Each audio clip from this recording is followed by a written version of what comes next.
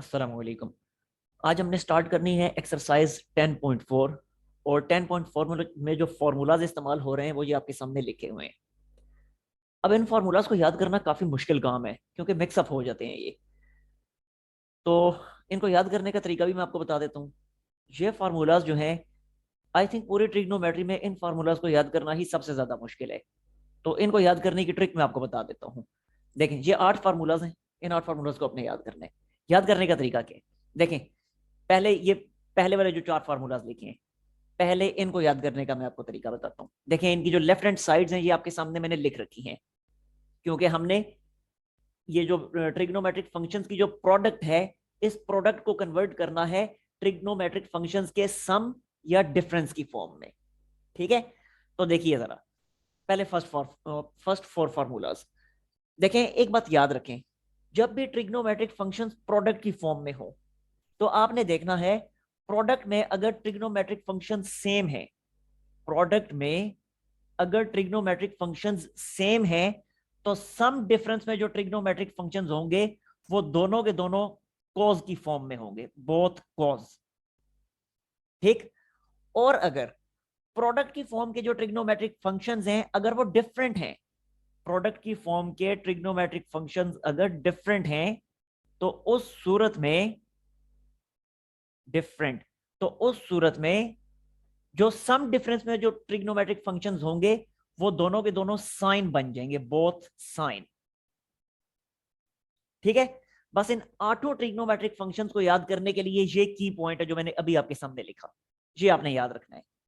अगर प्रोडक्ट वाले दोनों सेम हैं तो सम डिफरेंस के दोनों कोज हो जाएंगे, और अगर प्रोडक्ट वाले दोनों डिफरेंट हैं तो सम डिफरेंस के जो होंगे वो दोनों के दोनों साइन बन जाएंगे।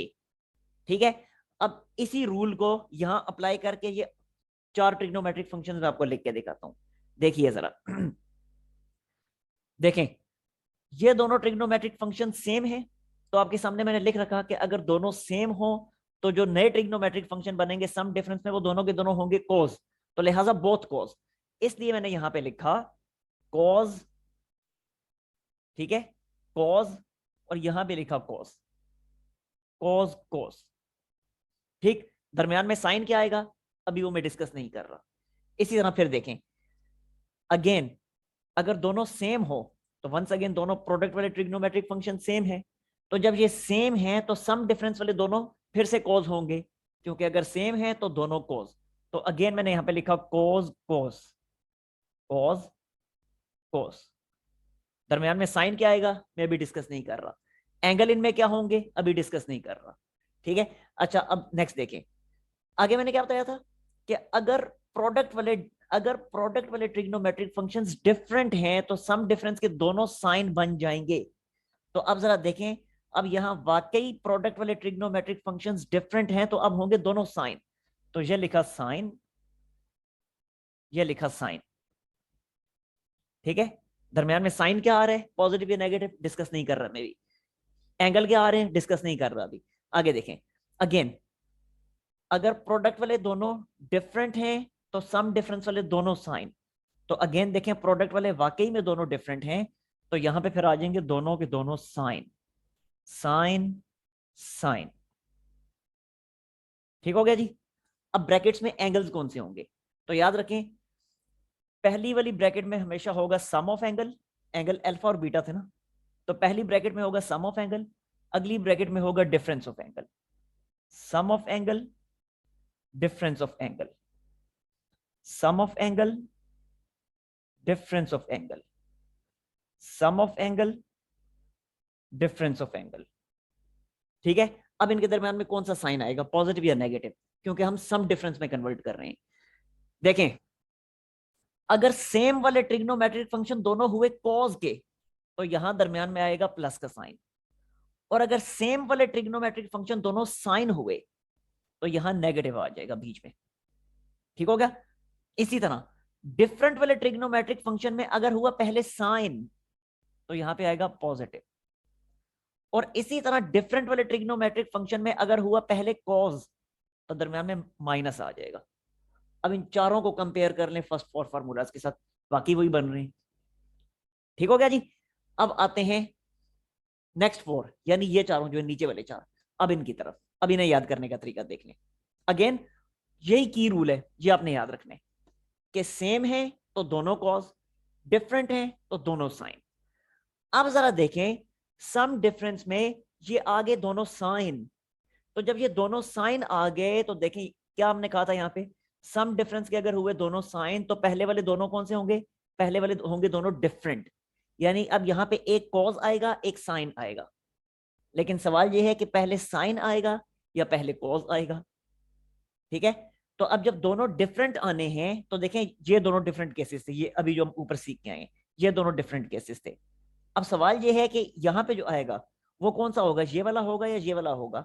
तो देखें दरम्यान में पॉजिटिव साइन है ना, दरम्यान में पॉजिटिव साइन है, तो यहां जब दरम्यान में पॉजिटिव साइन था तो पहले कौन आया था, पहले साइन आया था, इसलिए यहां पे भी पहले साइन आएगा। ये मैंने लिखा 2 साइन कॉज। ठीक हो गया। अच्छा एंगल क्या है डिस्कस करते हैं बाद में। अगेन देखें यहां पे सम डिफरेंस में अगर दोनों साइन हैं तो पहले वाले दोनों हो जाएंगे डिफरेंट। तो देखें अगेन दोनों साइन आ गए तो इसका मतलब है पहले वाले दोनों डिफरेंट है, एक साइन है एक कॉज है। लेकिन पहले साइन आएगा या कॉज आएगा, तो देखें दरम्यान में नेगेटिव साइन है ना, यहां हमने देखा था जब इनके दरमियान नेगेटिव साइन था तो पहले कॉज आया था, तो यहां भी तो वही होगा, जब नेगेटिव साइन है तो पहले कॉज आ जाएगा। सो ये लिखा मैंने 2 कॉज साइन। ठीक हो गया। यहां देखा था ऊपर कि जब दोनों कॉज के दरमियान प्लस का साइन था तो पहले वाली प्रोडक्ट वाली दोनों टर्म्स कॉज की थी, और इसी तरह जब दोनों कॉज के दरमियान माइनस का साइन था तो प्रोडक्ट वाली दोनों टर्म्स साइन बन गई थी। तो यहां भी वही होगा कि जब इन दोनों कॉज के दरमियान प्लस का साइन है तो पहले वाली दोनों टर्म्स कॉज हो जाएंगी। सो ये मैंने लिखा 2 कॉज कॉज। ठीक है, और जब दोनों कॉज के दरमियान नेगेटिव साइन है तो पहले वाली दोनों टर्म्स साइन बन जाएंगी। सो ये लिखा 2 साइन साइन। लेकिन एक चीज का ख्याल रखना है कि जब दो साइन मल्टीप्लाई होते हैं तो दरमियान में सॉरी स्टार्ट में नेगेटिव भी आता है, सो इसलिए यहां स्टार्ट में नेगेटिव भी आएगा। अब एंगल डिस्कस कर लेते हैं कि यहां एंगल्स कौन से आएंगे। तो पहले वाली ब्रैकेट में होगा sum of angle by 2, sorry alpha plus beta नहीं लिखना, अब सम ऑफ एंगल बाय 2।